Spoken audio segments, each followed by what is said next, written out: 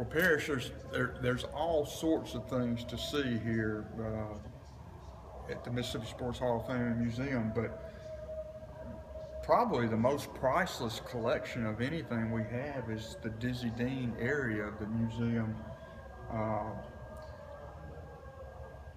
There used to be a Dizzy Dean museum across the parking lot, but it was dilapidated and it was not very well taken care of. And when the idea of a Mississippi Sports Hall of Fame really germinated from, we got to do something with all that valuable stuff at the Dizzy Dean Museum. And I mean, as you walk through here, you'll see his most valuable player trophy. You see the story of his life told frame by frame, really.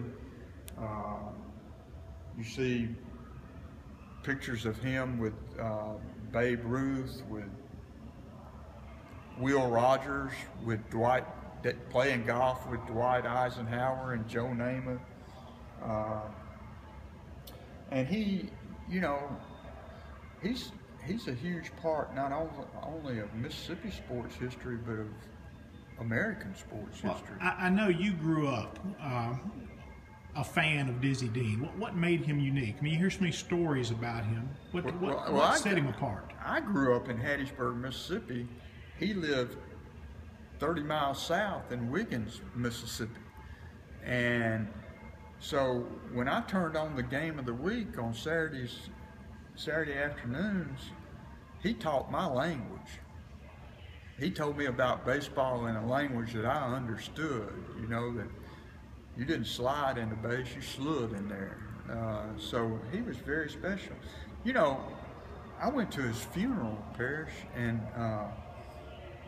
I get to his funeral, and I was covering it for the Hattiesburg American at the time, and so I'm in this roped off area, and I sat right behind Bear Bryant and Johnny Vaught at Dizzy Dean's funeral. So, and it was, you know, you drive up to the First Baptist Church of Wiggins, Mississippi, and you got CBS TV trucks outside. That's how big Diz was.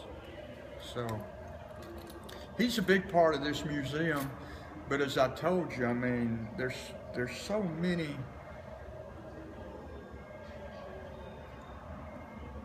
stories, Mississippi success stories, inspirational Mississippi stories that are told here.